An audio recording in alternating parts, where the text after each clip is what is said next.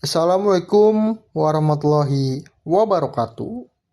Pada video ini, saya, Dava Firmansyah dengan NIM 240 10 20057 akan mempresentasikan materi mengenai dampak positif dan negatif teknologi.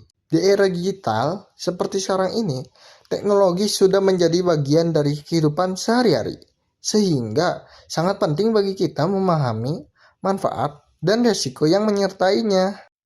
Oke, selanjutnya materi mengenai dampak positif teknologi. Dampak positif teknologi, walaupun ada risiko, teknologi membawa banyak sekali manfaat luar biasa.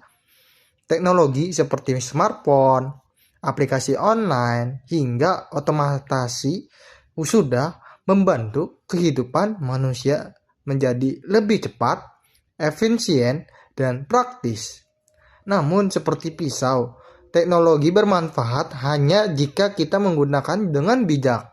Selanjutnya, 7 elemen literasi digital.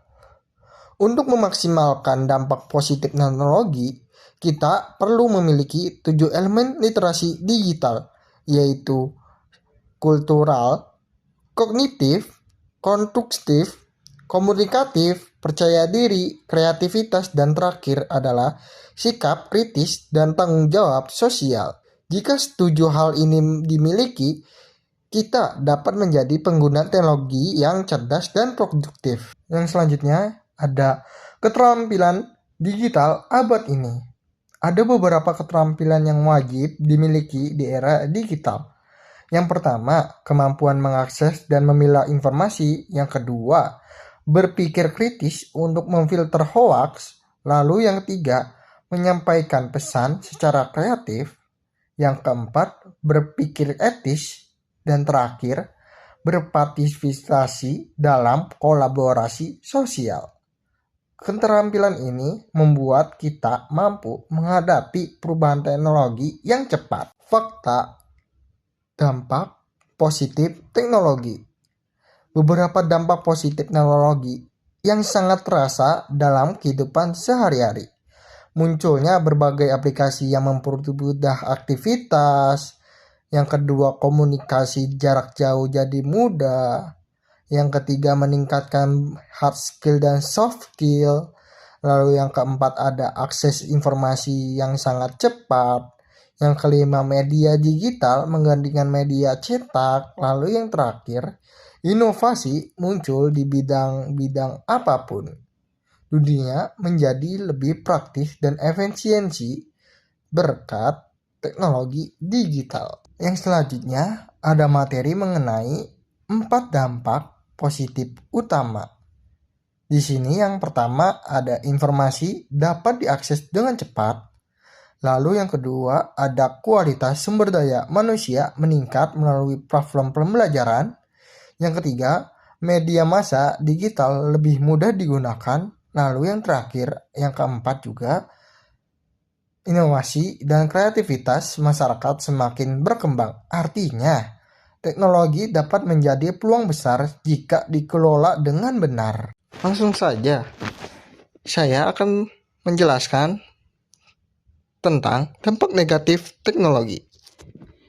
Dampak negatif teknologi ini perkembangan teknologi yang sangat cepat menciptakan perubahan besar atau disrupsi dalam masyarakat. Terkadang manusia belum siap sehingga muncul seperti masalah overthinking ketika memakai gadget, stres akibat terlalu lama online, hingga ada kasus-kasus seperti akun dihack atau penipuan digital. Ini menunjukkan bahwa teknologi membawa risiko yang perlu kita pahami. Selanjutnya, materi mengenai pelanggaran hak cipta. Dampak negatif pertama adalah pelanggaran hak cipta. Contohnya, plagiarisme, pembajakan software, lalu ada penggandaan buku tanpa izin. Hal ini merugikan pembuat karya sekaligus pengguna karena kualitasnya tidak terjamin. Ini sering terjadi karena teknologi memudahkan orang menyalin karya hanya dengan satu klik saja. Lalu selanjutnya ada materi mengenai kejahatan siber. Kejahatan siber ini semakin meningkat karena semua orang kini bisa terhubung internet. Contoh kasusnya, pembajakan kartu kredit, penipuan online, pencurian identitas, serta serangan hacker yang lintas negara. Masalahnya, kejahatan ini sulit dilacak dan bisa menyerang siapa saja. Bukan hanya pejabat atau perusahaan besar, tetapi data pribadi seperti nomor telepon, email, bahkan identitas diri sangat mudah dicuri jika kita tidak waspada. Selanjutnya, materi mengenai pornografi, judi online, dan penipuan. Dampak negatif berikutnya adalah akses pornografi, perjudian online, lalu penipuan digital. Konten-konten ini sangat mudah muncul kembali meski sudah diblokir. Masalahnya, ini berdampak serius pada moral dan karakter seseorang, terutama anak dan remaja. Teknologi membuat hal-hal buruk sangat mudah diakses tanpa batas. Lalu selanjutnya, membahas mengenai malware dan pencurian data. Malware seperti virus, worm, trojan, dan shareware bisa merusak perangkat maupun mencuri informasi pribadi. Misalnya, PIN ATM, file penting pengguna, lalu NIK. Biasanya terjadi karena install aplikasi sembarangan atau membuka link mencurigakan. Jika tidak hati-hati, malware bisa saja menyebabkan kerugian besar secara digital maupun finansial. Selanjutnya, cara menyikapi dampak negatif teknologi.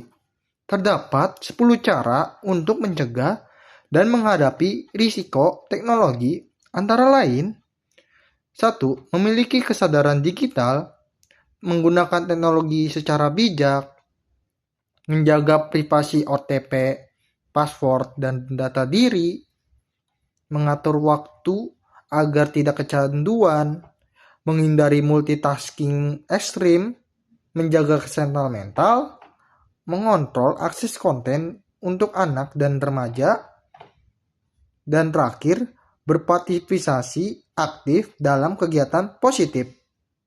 Tujuannya agar pengguna dapat memanfaatkan teknologi dengan aman dan tanggung jawab. Sebagai kesimpulan, teknologi bukan sesuatu yang harus kita hindari, tetapi harus kita sikapi dengan bijak.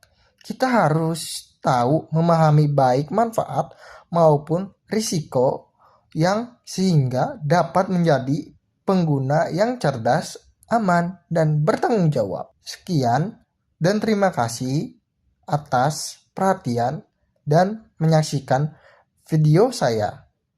Sampai jumpa di lain waktu dan lain video. Wassalamualaikum warahmatullahi wabarakatuh.